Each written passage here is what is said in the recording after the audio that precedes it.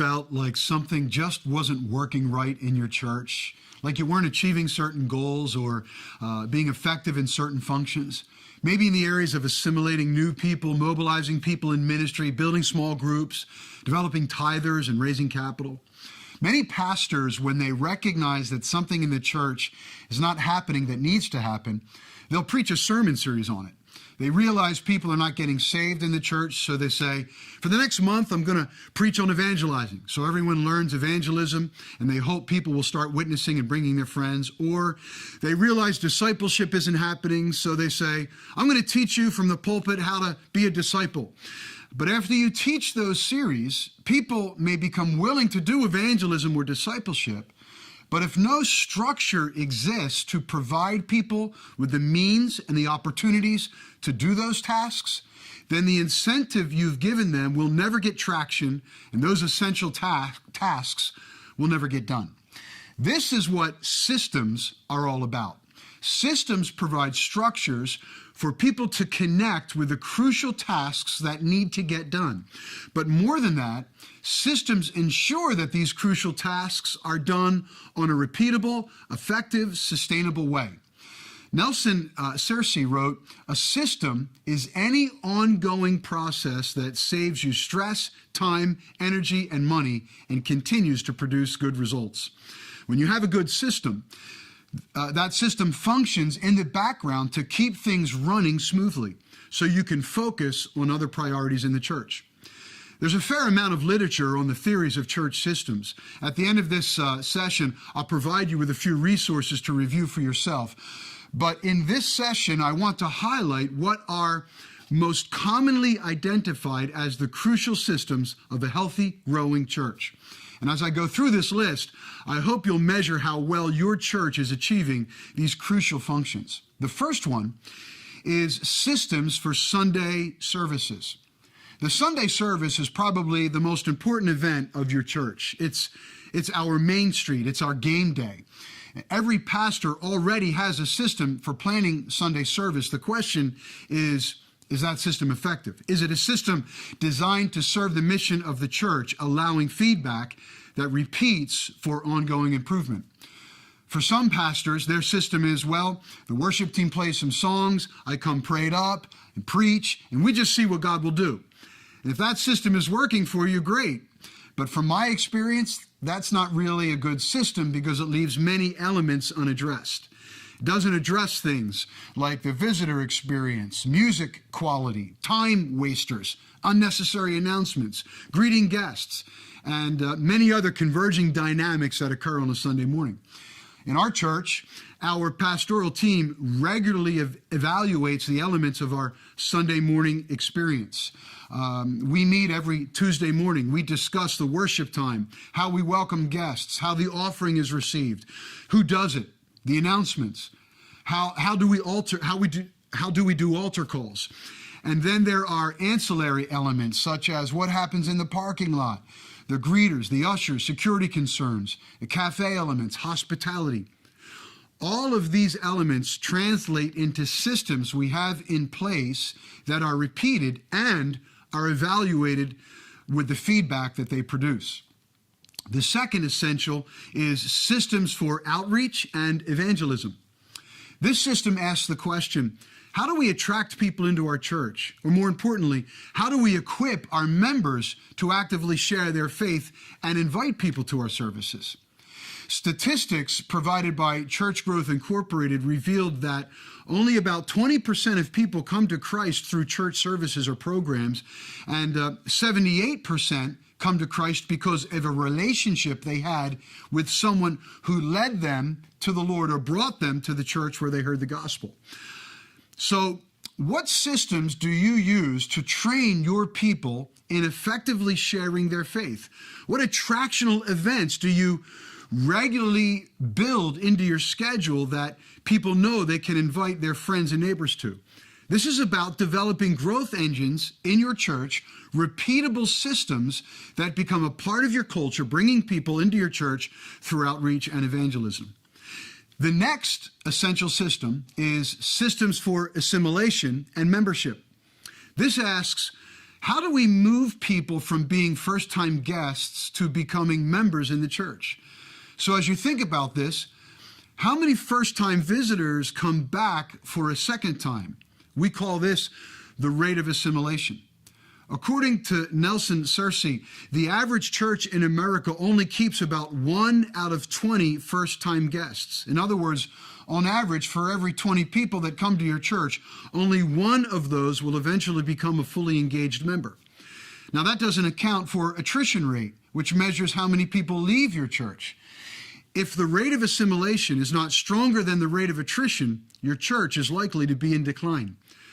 So what is your process to make sure that no first-time guests are left behind? Do you have a step-by-step system for following up on guests that is effective and repeatable and sustainable? This is what leadership is all about. Leadership is not coasting along, hoping good things will happen. Leadership is intentional and deliberate. Leadership recognizes that growth comes when structures are in place to support growth, and systems of assimilation and membership are essential processes in that growth. The fourth essential is systems for discipleship. Discipleship is core to every church's purpose. In the Great Commission, Jesus said we should be making disciples as part of our ongoing mission. But the reality is, discipleship doesn't just happen. By nature, people don't just show up for classes and programs. People don't just automatically read and study their Bibles. People don't always take ownership of their need to become disciples.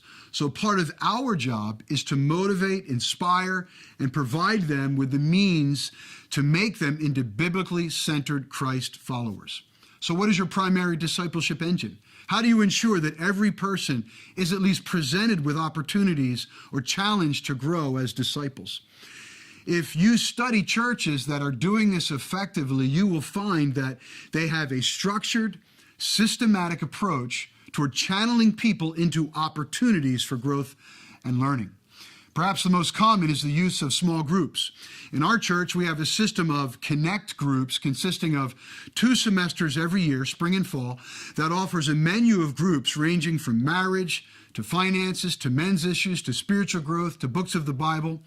The system provides each semester with a heavy promotional strategy, an enrollment drive, and a launch week. It's a system that works well for us. But I encourage you to come up with your own system for discipleship, a growth track that ensures every person is presented with an opportunity to grow and to learn in consistent, repeatable ways. The fifth essential system is systems for youth and children. Every pastor in America understands, or should understand, that you cannot impact your community or grow your church without an effective system of reaching and teaching children and youth. When families visit your church, the first thing they look for is not the preaching or the music or the facilities. For many people, they want to know if you have a safe and reliable system for handling their kids. In fact, many families will tolerate less than average preaching and even low-quality music if there are competent programs for their kids. If you're going to have an effective system for children and youth, you'll need a few important elements, like caring and capable leadership that are consistent and fully committed, good facilities and competent staff who have been background checked, which is another system by itself, a regular time and place where program occurs, and a program that does more than fun and games but addresses relevant issues and imparts sound biblical knowledge.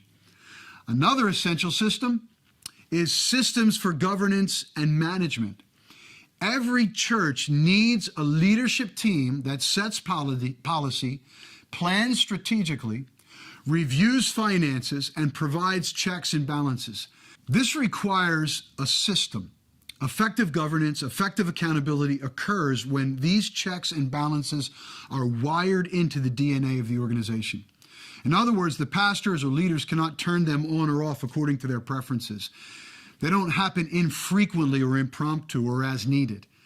Effective models of governance must be built into the structure of the church as systems that are repeated on a regular and consistent basis. In fact, this is essential for churches and nonprofits that are dependent on the donations of members. George Barna recently wrote an article noting a decline in tithing and giving in churches. And he stated that the primary way a church can get its people to give is to enhance its integrity and credibility by showing how efficiently the church uses money and by establishing trust and confidence in the leadership of the church. And he went on to explain that if donors know there are reputable individuals and competent systems in place to make decisions and establish policies, they'll be more inclined to support the ministry with generous offerings. People need to see systems of governance and accountability. In fact, organizations derive their credibility from the systems of accountability that support them. These include regular meetings of the board of directors, regular financial reports, annual membership meetings with financial reports and balance sheets. When people see these systems in place, they're more likely to give sacrificially and support the church enthusiastically. I've just summarized a few systems for the church, but there are others I could cover. Systems for leadership development, systems for financial stewardship, systems for world mission, systems for strategic planning. The point is, we as leaders need to be intentional in addressing these issues by establishing repeatable, sustainable, and effective systems to facilitate them. If you'd like more information on essential systems for healthy churches, I recommend you check out some of the resources from Nelson Cersei at churchleaderinsights.com and the book he wrote called Healthy Systems, Healthy Church. Other material I can recommend come from Dr. Steve Smith at churchequippers.com, as well as material from The Rocket Company at therocketcompany.com, and look for their systems bundle. I also suggest you check out a free ebook called Take Your Church's Pulse, 10 Vital Signs of a Healthy Church by Tim Coster. Just Google that name and you'll find it.